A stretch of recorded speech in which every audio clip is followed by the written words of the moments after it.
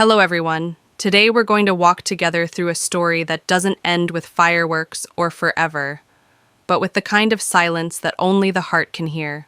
You may not know, but the truth is obvious. Some people stay even when they leave. You're 17, the sky is sulking, and you're both barefoot under the mango tree behind her house. Your shirt is sticking to your back, her sleeves are rolled up to the elbows, and your heart is beating louder than the rain. She's holding that woven straw hat again, the one she never wears, just twirls in her fingers when she's nervous. My, quiet, observant. Smiles more with her eyes than her lips. Everyone else remembers the exams, the graduation, song, the rice cakes in plastic bags. But what you remember most is that moment under the mango tree when she whispered, "I'll wait." You didn't ask her to. You just said you'd write. Every month, you said, "I'll be back before you know it." And she nodded, not the kind of nod that says yes, but the kind that says, "I understand, even if I'm afraid." The next morning, your bus left at 6 a.m. You didn't sleep the night before. You packed 3 shirts, 2 notebooks, a photograph of the mango tree, and her favorite pressed flower folded in a tissue paper. You slipped it into your journal between your farewell letter and the train ticket. You looked back only once. She was standing at the bend in the red dirt road, just where the gravel turned into pavement. Not waving, just standing. City life hit like a cold shower. The buildings were louder, the people faster, the nights longer. You rented a room on the 3rd floor above a noodle shop. The walls were thin. The ceiling fan clicked like a metronome of memories. You started writing letters, long, careful ones. Not just about your classes, but how the smell of wet books reminded you of her umbrella. How every coffee shop reminded you of her silence. How you still couldn't sleep without hearing frogs. But the thing is, she never wrote back. At first you thought maybe the post was slow. Then maybe she was just shy. Then maybe she was too busy. And finally, maybe she had her reasons. But you didn't stop writing. Every month, a letter, sometimes 2. Years passed like chapters you didn't mean to skip. You graduated, got a job, made friends, lost friends. You met someone once. Lynn. She laughed loudly, loved jazz, wore bright red lipstick. For 2 months you thought maybe it was working, but one night she touched your shoulder and said, "You talk about her in your sleep." And you did. One rainy evening, 5 years after the mango tree, you sat alone at a bookstore cafe when a stranger tapped your shoulder. An older man with round glasses and a soft, thoughtful face. A retired literature professor said he noticed your letters. Yes, you were reading your own letters. "You know," he said with a half smile, "many people still debate the results of the dynamic between memory and illusion. Some say we love people as they were, others say we love the story we made of them." He told you a story. His wife had Alzheimer's. Every day he reintroduced himself. Every day she smiled and said, "Nice to meet you." And he fell in love again. And again. And again. That night, you walked home in the rain. No umbrella, just memory. Then, year 10. You turned 27. And without warning, the silence felt unbearable. So you returned. Same dirt road, same mango tree. But the house behind it had new paint, and wind chimes, and a bicycle with a pink basket parked outside. You walked to the village shop. The old woman behind the counter stared at you like you were a ghost. "You're back," she whispered. You smiled, unsure whether it was an accusation or a welcome. "Mai's married now," she added. She waited a long time. You didn't ask who she married. You didn't need to. The way the old shopkeeper looked at you was enough. It was that kind of look, half pity, half closure. The kind you give to someone who's arrived just after the movie ended, asking if there's still time to catch the plot. You stayed in the village that night. The guest house by the river was quieter than you remembered. The fan still groaned overhead, and the sheets still smelled of old soap and humid air. You sat by the window and reread one of your old letters. The one with the pressed flower, now brittle and yellow, still folded inside. In the morning, you went to visit the mango tree. It had grown taller, broader, its shadow longer. But it was still the same tree. The roots still bent slightly to the right, just like they did when you carved your names into the bark. And yes, the carving was still there, faded, but stubborn. You stood there, hand on that spot, when a small voice called out from behind you. "Are you Uncle Min?" You turned. She looked about 7 or 8, same eyes, not Mai's, but close enough. She pointed to the house behind the tree. "Mom said if someone comes looking for the mango tree, invite him in." So you followed, heart in your throat, hands cold despite the heat. She opened the door like she'd been expecting you all along. Mai, not 17 anymore, a softer face, laugh lines now lived where blush used to be.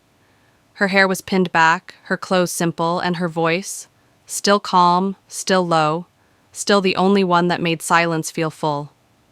"You came back," she said, like it wasn't a question, like it was a fact. You nodded. "I made tea."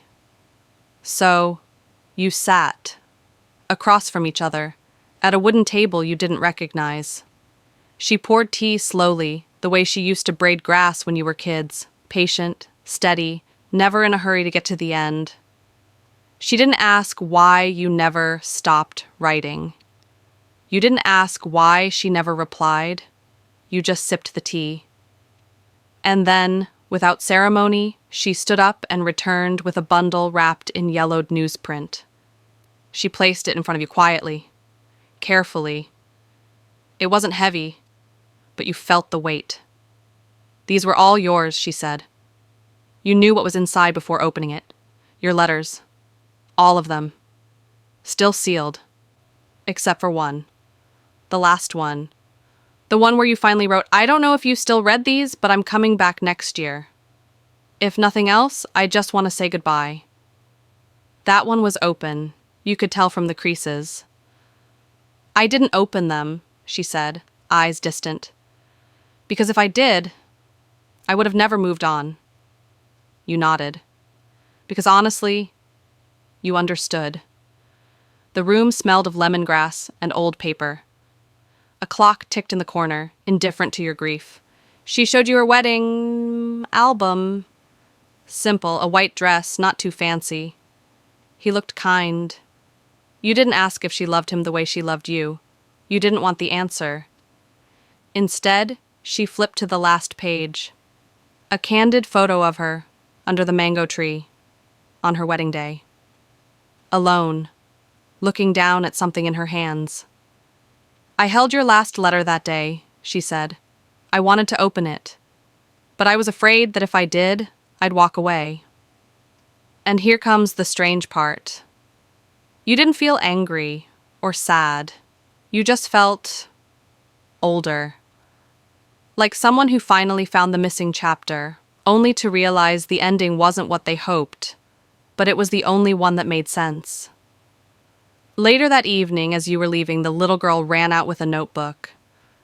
"Mom says you like writing," she said, handing it to you. "You can write a story in this one, too." You smiled, not because it was sweet, but because it was her eyes. Again. The same shape. The same gentleness. Like the past had found a way to linger, even without staying. That night, back in your guest house, you sat under the yellow light and flipped through the old letters again. You didn't open them. You just touched them, one by one. A decade of memory in your hands. Somewhere in the distance, a frog croaked, the same kind of sound that filled your nights back then. Some people still debate the results of the dynamic between unspoken love and emotional memory. One side believes closure requires answers. The other? That silence carries its own kind of truth. And maybe they're both right. Because that night, you slept soundly for the first time in years. You left the village the next morning without telling anyone. No goodbyes, no lingering looks, no second visits to the mango tree. You just walked to the bus stop with your hands in your pockets and your heart somewhere else. Not broken, not whole, just quiet. Back in the city, everything looked smaller. The streets you once found thrilling now just felt loud. The neon lights, the fast voices, the endless movement. It all seemed like a world that had moved on without you. Or maybe you were the one who'd moved.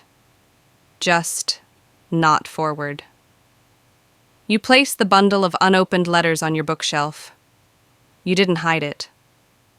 But you didn't touch it again either. Some stories aren't meant to be reread. Months passed. Work returned to routine. Friends asked questions you didn't answer. One afternoon, you were sitting in a quiet cafe when someone walked in, an old college classmate. He spotted you and walked over, curious smile on his face. "You still writing?" he asked. You nodded. "What about?" You paused for a second, then said, "About waiting." He laughed. "Like long-distance love?" You shook your head. Number like, waiting for something that's already gone. There's something strangely comforting about sadness when it's no longer sharp. It becomes something else, something warm. A coat you wear in winter, not because it fits, but because it's familiar. One night, you gave a talk at a local writing group. The theme was stories we never told. You told them about about the mango tree, about writing 120 letters and receiving none. You told them about a wedding album wrapped in old newspaper, and someone in the audience, an elderly woman with silvery hair, raised her hand and said, "So, what did you learn?" You looked at her for a moment, then said, "That you can love someone forever, even if they don't belong to you anymore." A few weeks later, a student from the writing group sent you a newspaper clipping. It was from a public debate hosted by a university. Do we ever truly move on? The psychology of unopened endings. In it, a researcher said, some memories do not decay. They simply settle. Like dust on a shelf, they remain untouched, but never leave. You clipped it and taped it inside the back cover of the notebook Mai's daughter had given you. It felt right. Years later, you visited the village again, not to see her, just to see the tree. The mango tree was still standing, a little more gnarled, a little more tired, but strong. Beneath it, someone had built a wooden bench, probably for the older folks to sit in the afternoons. You sat there for a while, watching the river, listening to the breeze. Then, from a distance, you heard a girl's voice. Laughter. That same voice. Echoed again through a different life. And you smiled. Because even though she didn't wait forever, some part of her did. The past doesn't knock, it just lingers, like the soft scent of wet earth after rain, or the faint sound of someone calling your name from behind closed memories. And as you sit here now, perhaps you understand something you didn't before. That waiting is never really about time. It's about love holding its breath, about hope pressing pause, about the heart choosing silence when words would only break it. You may think she forgot you, but memory is not always loud. Sometimes it is hidden. In teacups left unwashed. in drawers that never open, in the back cover of a child's notebook. You didn't lose her. You found her again and again in the places where she once stood still. And even though she moved on, she left space for you in her silence. That's love, too. A soft kind. A grown-up kind. The kind that doesn't demand, doesn't explain, doesn't chase. Just remembers. And now, as you quietly put away your letters, as the sun falls behind the river, and the light slants across the mango tree just like it used to, you close the chapter, not with a slam, but with a whisper. Because the story never really ends, it just changes shape. Through this video, you have learned many concepts and effects of motivational stories. Hopefully, with that useful knowledge, will help you achieve results as quickly as possible. And don't forget to follow the channel, like, and ring the bell to see the latest videos about inspirational stories. See you soon!